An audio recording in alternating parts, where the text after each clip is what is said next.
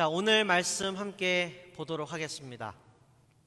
오늘 말씀은요, 듣기 전에 그냥 동화를 한 편 읽는다, 동화를 한 편 읽는다 이렇게 생각하시고 편안하게 릴렉스 하셔서 들으시면 좋을 것 같습니다.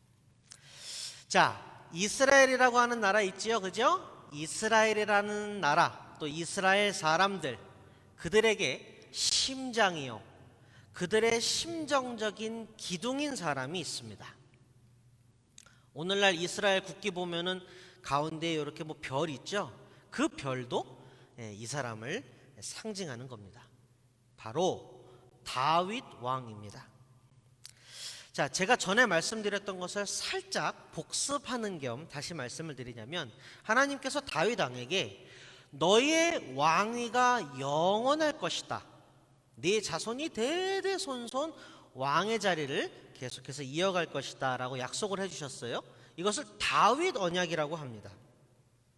자, 영원 무궁한 유일한 참 왕이신 예수 그리스도께서 다윗의 계보에서 나심으로써 다윗 언약은 성취되었고 완성되었습니다. 다만 안타깝게도 이 이스라엘 사람들은 예수 그리스도를 메시아로 믿지 않기에 그들에게는 다윗 언약이 미완의 언약으로 남아있을 뿐입니다. 자, 아무튼 이렇게 예수 그리스도를 차치하고서라도 이스라엘 사람들에게 다윗 왕이 가지는 의미는 정말로 절대적입니다. 자, 오늘 우리가 함께 읽은 이야기를 보겠습니다. 오늘 들려드릴 이야기는 누구의 이야기인고 하니 다윗 왕의 증조 할머니의 이야기입니다.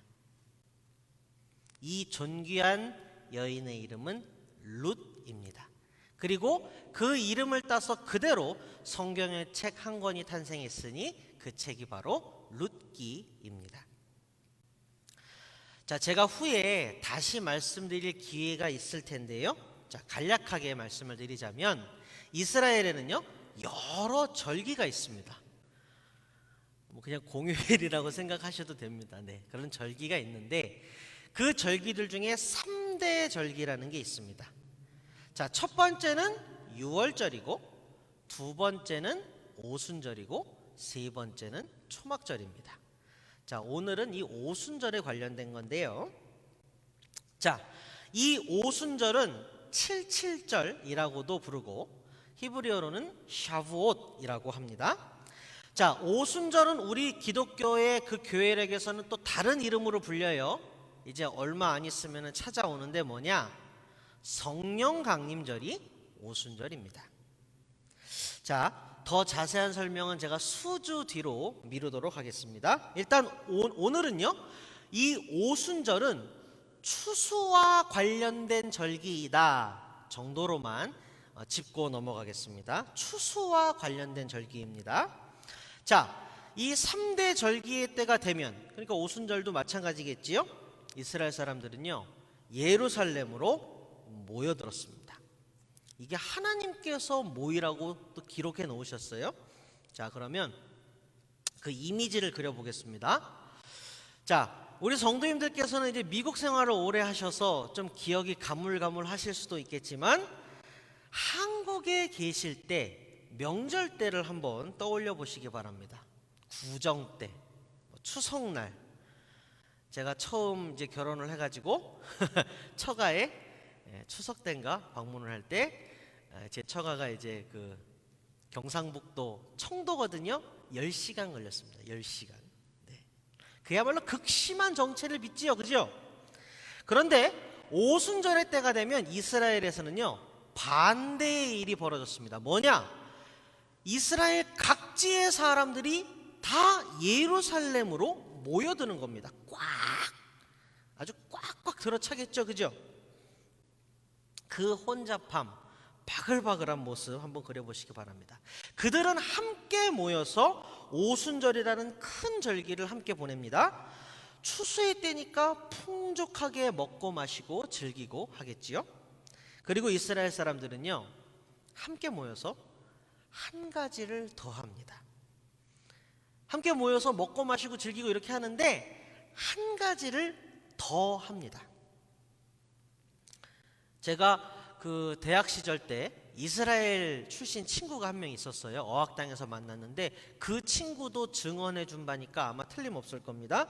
그들이 이렇게 절기 때 모여서 뭐를 하느냐, 아주 중요한데 여러분, 도전과 자극을 받으시기 바랍니다. 그 사람들은 그렇게 절기 때 함께 모여서요, 성경을 읽는데요. 함께 모여서 먹고 마시고 즐기는 게 다가 아니라 성경을 함께 읽는다고 합니다. 자, 우리도 성경을 열심히 읽지만 그 사람들은 우리보다 또 그 말씀에 대한 어떤 그런 열정이 더해요. 막 이마에도 상자를 달고 다니고 여기 팔뚝에도 상자를 달고 다니고 그러면서 읽을 정도로 말씀을 열심히 읽습니다. 이제 그들에게 있어서 성경은 구약인데, 그런 이스라엘 사람들이 오순절이 되면 이스라엘 전역에서 예루살렘으로 모여들어서 한데 모여 성경을 읽는데, 그 오순절에 읽는 성경책이 있습니다. 그게 뭘까요? 바로 룻기입니다.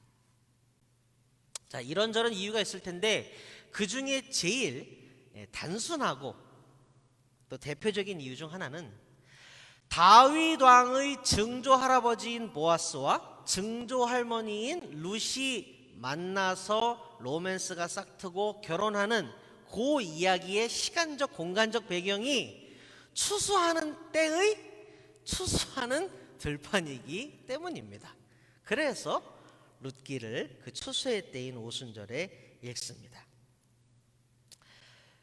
자, 이스라엘 사람들이 추수의 절기인 오순절에 자기들의 심장이요 심정적인 기둥인 다윗 왕을 생각하며 그의 증조 할아버지와 증조 할머니가 등장하는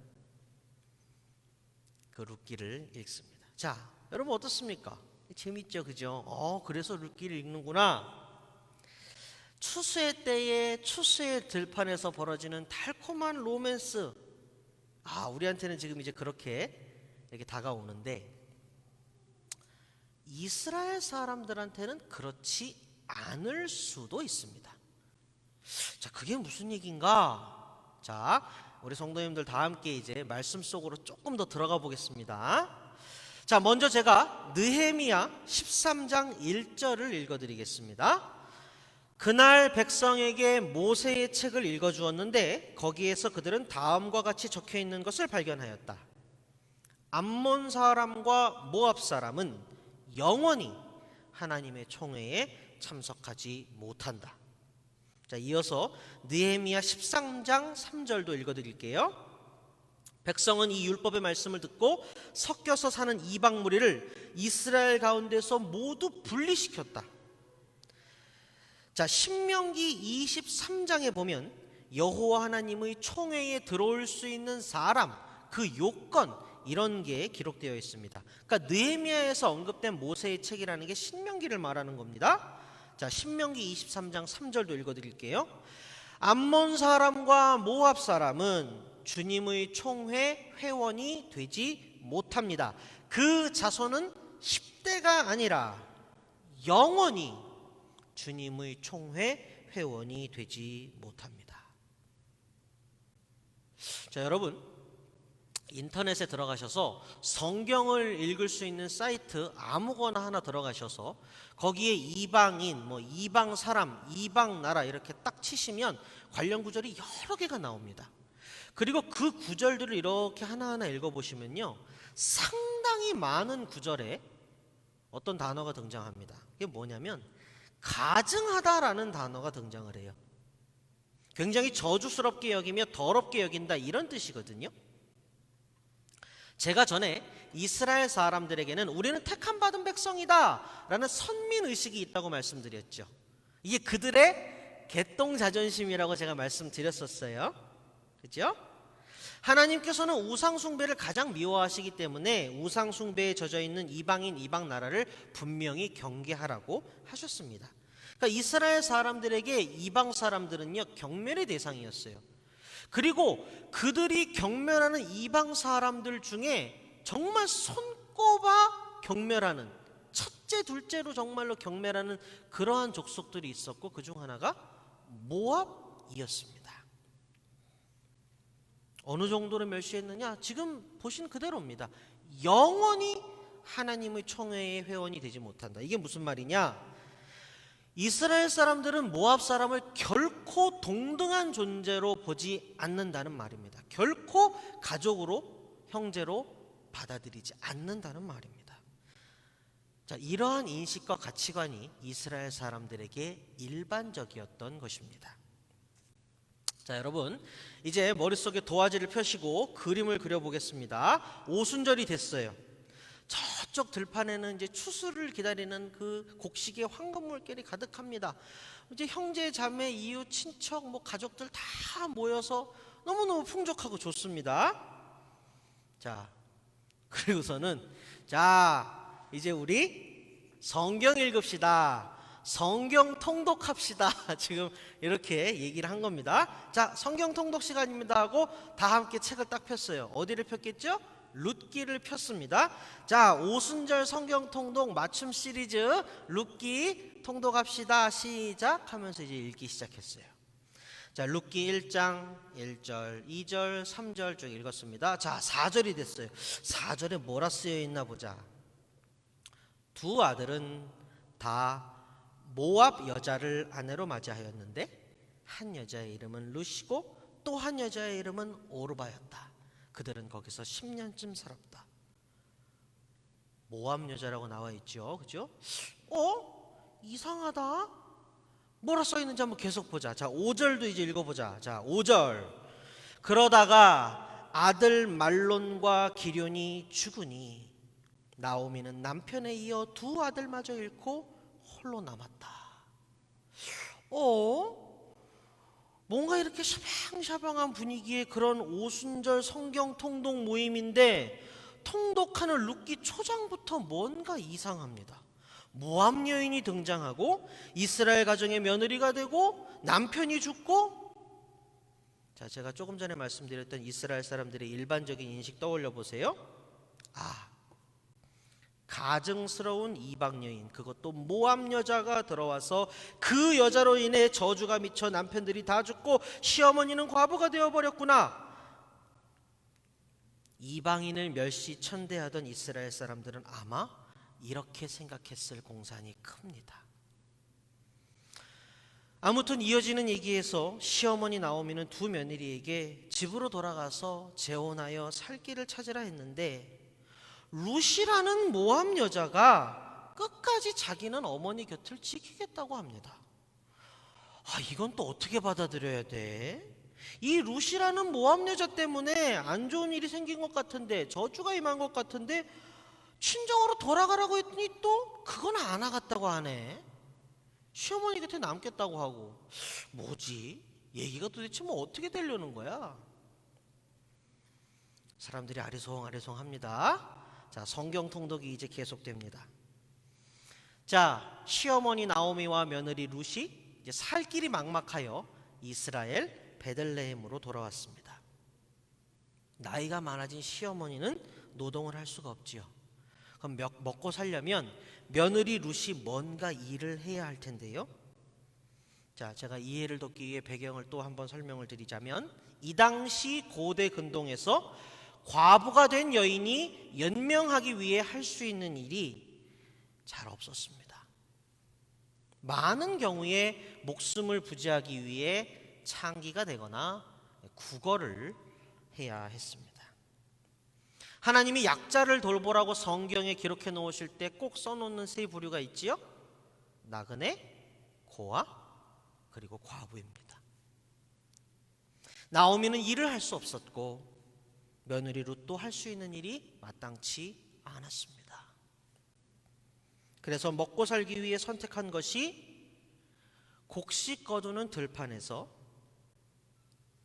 저기 곡식을 거두는 일꾼들 뒤에 멀찌감치 서서 따라가면서 그들이 흘린 이삭을 줍는 일이었습니다. 여러분 생각을 해보십시오. 당대의 과부는 저주받았다고 여겨지는 존재였습니다. 남녀평등 이런 거 전혀 없던 때였습니다. 더군다나 룻은 가증스럽게 여겨지는 이방인, 그것도 모압 여인이었습니다. 그런 룻이 혹여 일꾼들로부터 욕을 먹거나 종주먹질을 당할까 두려워 벌벌 떨며 바싹 움츠려든 채로 그래도 시어머니를 부양해야 하기에 땅에 떨어진 이삭 한 줄기라도 더 찾을까 하여 자결하는 태양빛을 견디며 묵묵히 들판을 걷습니다. 그게 룻기에 묘사되어 있는 장면들입니다. 룻기를 읽는, 함께 통독하는 이스라엘 사람들의 마음속에 이제 뭔가 뭉클한 것이 조금씩 올라왔을 겁니다. 다행히도 밭의 주인은 참으로 너그럽고 훌륭한 인품을 가진 사람이었습니다. 그의 이름은 보아스입니다. 이스라엘의 율례에 따라 나오미와 룻의 가정을 책임질 이순위의 사람이었습니다. 보아스는 룻을 긍휼히 여겨서 선대합니다. 룻기의 그 내용이 참으로 애틋하고 아름답게 기록되어 있습니다. 제가 너무 예쁜 내용이라 우리 성도님들께 제가 읽어드리고 싶습니다. 한번 들어보세요. 룻기 2장 5절부터 17절입니다. 보아스가 일꾼들을 감독하는 젊은이에게 물었다. 저 젊은 여인은 네 집 안악인가? 일꾼들을 감독하는 젊은이가 대답하였다. 저 젊은 여인은 나오미와 함께 모압 지방에서 돌아온 모압 사람입니다. 일꾼들의 뒤를 따라다니면서 곡식단 사이에서 떨어진 이삭을 줍도록 허락해달라고 하더니 아침부터 와서 지금까지 저렇게 서 있습니다. 아까 여기 밭집에서 잠깐 쉬었을 뿐입니다. 보아스가 룻에게 말하였다. 여보시오 세덱, 내가 하는 말을 잘 들으시오. 이삭을 주우려고 다른 밭으로 가지 마시오. 여기를 떠나지 말고 우리 밭에서 일하는 여자들을 바짝 따라다니도록 하시오. 우리 일꾼들이 곡식을 거두는 밭에서 눈길을 돌리지 말고 여자들의 뒤를 따라다니면서 이삭을 줍도록 하시오. 젊은 남자 일꾼들에게는 덱을 건드리지 말라고 단단히 일러두겠어. 목이 마르거든 추저하지 말고 물단지에 가서 젊은 남자 일꾼들이 길어다가 둔 물을 마시도록 하시오. 그러자 룻은 엎드려 이마를 땅에 대고 절을 하면서 보아스에게 말하였다.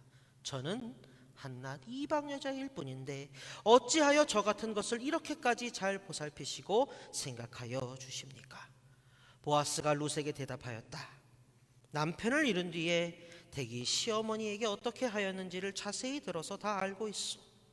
덱은 친정 아버지와 어머니를 떠나고 태어난 땅을 떠나서 엊그제까지만 해도 알지 못하던 다른 백성에게로 오지 않았소? 덱이 한 일은 주님께서 갚아주실 것이요. 이제 덱이 주 이스라엘의 하나님의 날개 밑으로 보호를 받으러 왔으니 그분께서 덱에게 넉넉히 갚아주실 것이요. 룻이 대답하였다. 어른께서 이토록 잘 보살펴 주시니 몸둘 바를 모르겠습니다. 어른께서 거느리고 계신 여종들 축에도 끼지 못할 이 종을 이처럼 위로하여 주시니 보잘것없는 이 몸이 큰 용기를 얻습니다. 먹을 때가 되어서 보아스가 그에게 말하였다. 이리로 오시오. 음식을 듭시다. 빵 조각을 초에 찍어서 드시오. 룻이 일꾼들 옆에 앉으니 보아스는 그 여인에게 볶은 곡식을 내주었다. 볶은 곡식은 룻이 배불리 먹고도 남았다. 룻이 이삭을 주우러 가려고 일어서자 보아스가 젊은 남자 일꾼들에게 일렀다. 저 여인이 이삭을 주울 때에는 곡식단 사이에서도 줍도록 하게.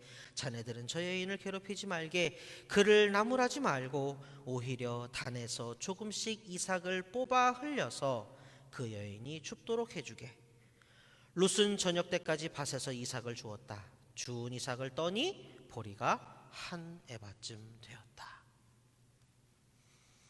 자, 추수적 들판에서 로맨스가 싹트기 시작합니다. 하나님이 복 주시기를 서로 빌어주는 아름다운 장면입니다.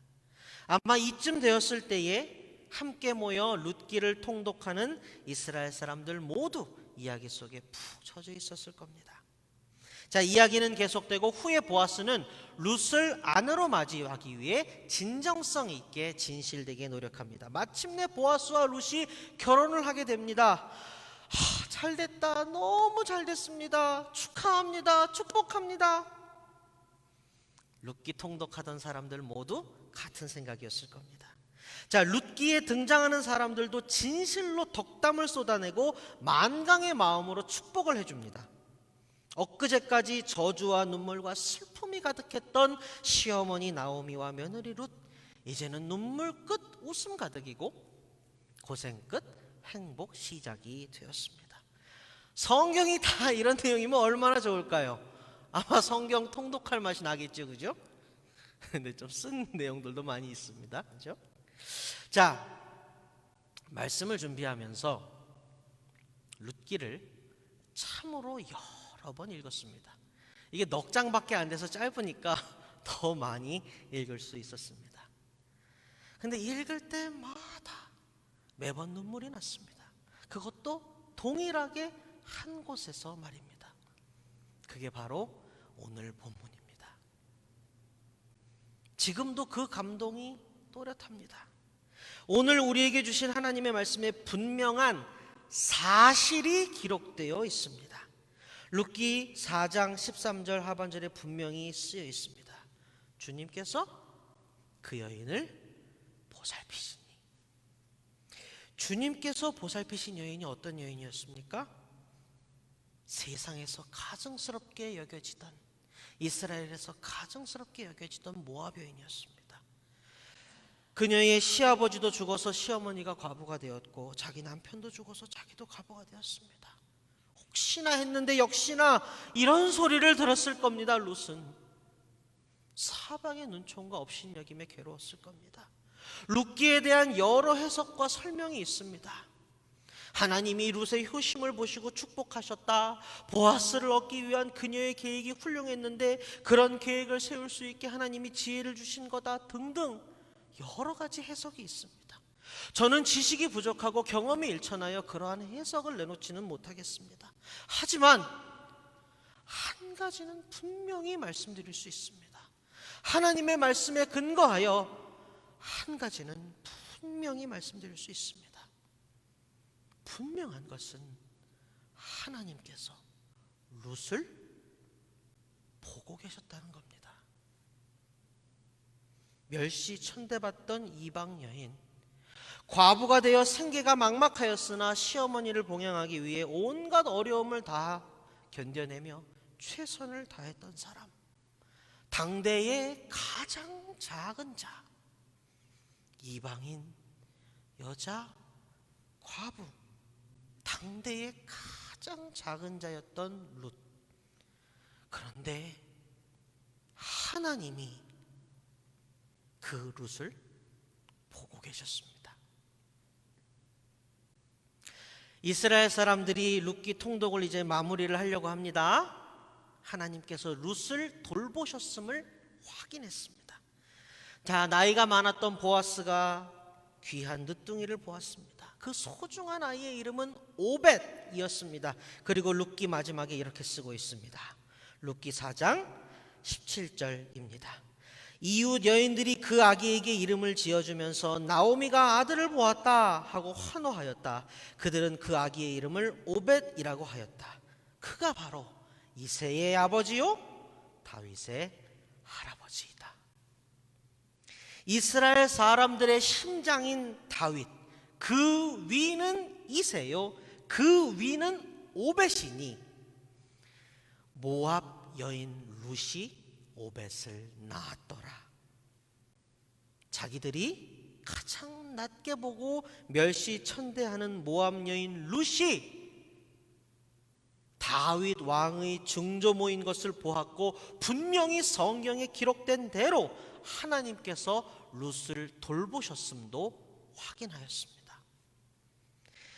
가장 낮은 자를 들어 가장 존귀하게 만들어주시는 하나님, 슬픔 대신 희락으로, 재 대신 화관으로, 근심 대신 찬송으로 바꾸어 주실 수 있는 분 하나님, 가장 낮고 천한 이방 여인 하나도 결코 잊지 아니하시고 기억하시고 돌보시는 하나님. 함께 모여 룻기 통독을 마친 이스라엘 사람들의 마음에 하나님이 그렇게 남으셨습니다. 말씀을 맺겠습니다. 사랑하고 존경하는 우리 파사데나 장로교회 가족 여러분, 코로나 기간을 지나면서 많이 힘드셨죠. 지금도 힘든 상황이 여전히 남아있기도 할 것입니다.